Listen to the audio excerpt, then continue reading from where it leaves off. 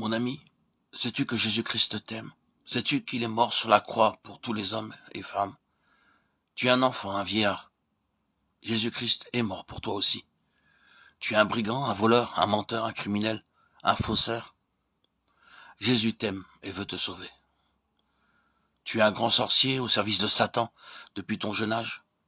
Tu fais beaucoup de tort à la société, tuant les enfants, les femmes, les hommes, détruisant les plantations, véhiculant des maladies d'une famille à une autre, empoisonnant les uns et les autres.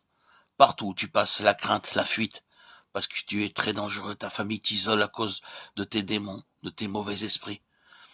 À tes moments de lucidité, tu te demandes ce que tu es venu faire sur la terre. Tu cherches le pourquoi de toutes ces mauvaises actions que tu fais. Tu te demandes comment tu en es arrivé là. Sache une chose, malgré ta vie de monstre, Jésus t'aime et veut te sauver. Tu es lépreux, couvert de la tête aux pieds, ayant perdu orteils, oreilles, nez, déformé d'une manière ou d'une autre. Sache une chose, toi aussi Jésus t'aime et veut te sauver. Tu es une fille qui passe son temps à briser les foyers des autres à cause de ta belle figure, à pervertir tes camarades de collège, de lycée, d'école, de bureau et de quartier. Tu as peut-être avorté, cherché à empoisonner tes camarades, tes rivales, provoquer des guerres parmi tes soupirants. Certains sont morts ou sont encore malades à cause de toi, de ta malice, de tes beaux yeux. Tu te poses des questions maintenant sur ton existence. Tu es arrivé à voir tout le mal que tu as fait et tu te demandes le sort que Dieu te réserve. En y pensant, tu as la chair de poule parce que tu as entendu que Dieu jugera un jour les actes de tous les hommes. Tu te révoltes. Tu sais que c'est l'enfer qui t'attend. Et tu te donnes un peu de courage en disant que ce sont des histoires allant jusqu'à vouloir imposer à ta conscience que Dieu n'existe pas. Tu es un jeune homme qui a fait des choses semblables et tu arrives aux mêmes conclusions. Toi aussi, tu t'inscris sur la liste des athées pour tranquilliser ta conscience. Mon ami, Satan te trompe. D'une manière ou d'une autre, tu connais ce qui t'attend.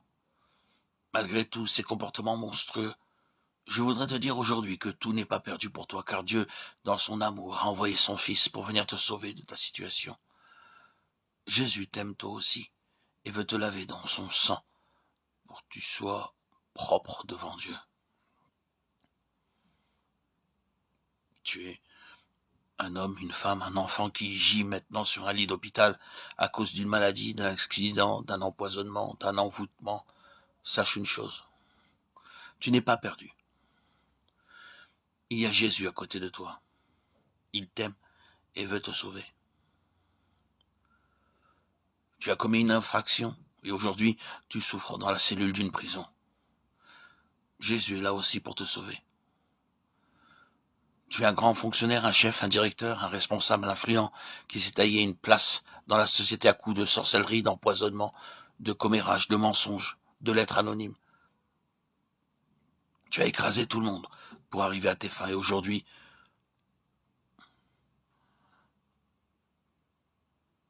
ces propos tombent entre tes mains. Sache que ce n'est pas un hasard que tu m'entendes à ce moment précis. Jésus te dit que malgré tout ce que tu as fait, il t'aime toi aussi.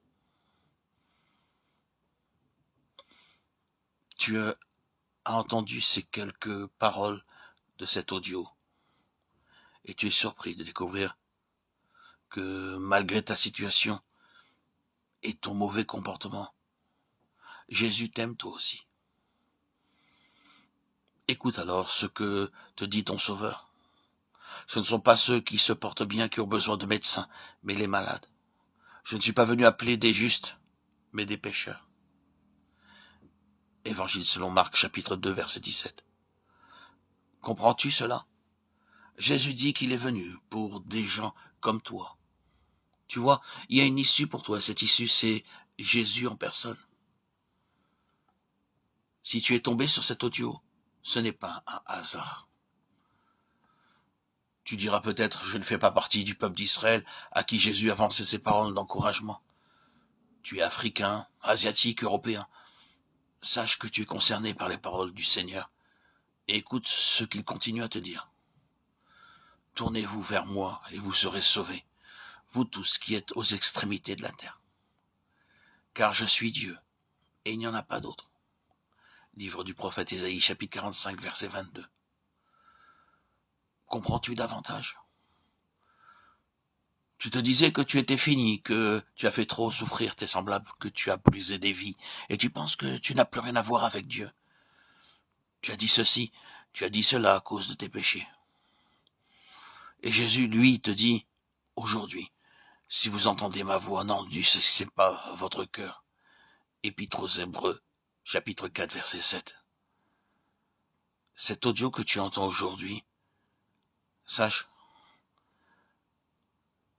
que c'est ton aujourd'hui, ton moment bien précis, à cet instant même où tu as écouté. Dieu te dit, n'endurcis pas ton cœur. Et pour conclure, le Saint-Esprit te donne encore ce message. Comment échapperons-nous si nous négligeons un si grand salut? Épître aux Hébreux, chapitre 2, verset 3. Mon ami, tu sais déjà que Dieu t'aime. Tu sais déjà que Jésus, son Fils, est là pour te sauver. Tu n'es plus dans l'ignorance. Dieu veut t'ouvrir les yeux avec cet audio, cette parole que je t'annonce. Et il te dit, Dieu a tant aimé le monde qu'il a donné son Fils unique afin que quiconque croit en lui ne périsse pas, mais qu'il ait la vie éternelle. Évangile selon Jean, chapitre 3, verset 16. Donc, en te trouvant aujourd'hui dans cette situation, en m'écoutant, tu es devant un choix. Croire et être sauvé ou ne pas croire et être condamné. Oui, dans sa grande bonté, Dieu te montre clairement le chemin à suivre. Il dit, j'ai mis devant toi la vie et la mort, la bénédiction et la malédiction. Choisis la vie, afin que tu vives. Le livre du Deutéronome, chapitre 30, verset 19. Veux-tu écouter Dieu? Ce n'est pas un hasard que tu es tombé sur cet audio, que tu m'entends en ce moment. Dieu s'adresse à toi. Comme dit l'apôtre Paul, méprises-tu les richesses de sa bonté et de sa patience et de sa longue attente, ne connaissant pas que la bonté de Dieu te pousse à la repentance. Mais selon ta dureté et selon ton cœur, sans repentance, tu amasses pour toi-même la colère dans le jour de la colère et de la révélation du juste jugement de Dieu. Épître aux Romains, chapitre 2, versets 4 et 5. Dieu s'adresse à toi, il est aussi écrit, Dieu ordonne maintenant aux hommes que tous, en tout lieu, ils se répandent, parce qu'il a établi un jour auquel il doit juger en justice la terre habitée. Livre des Actes des Apôtres, chapitre 17, versets 30 et 31. Avec l'apôtre Paul, nous supplions pour Christ, soyez réconciliés avec Dieu, avant qu'il ne soit trop tard. Deuxième épître aux Corinthiens, chapitre 5, verset 20. Accepte la réconciliation que Dieu t'offre. Pour cela, tu dois te repentir, reconnaître que tu es un pécheur méritant le juste jugement de Dieu. Mais aussi croire que Jésus t'a aimé et s'est livré lui-même pour toi. Sur la croix, il a subi tout le jugement qui mérite tes nombreux péchés pour que Dieu puisse te pardonner.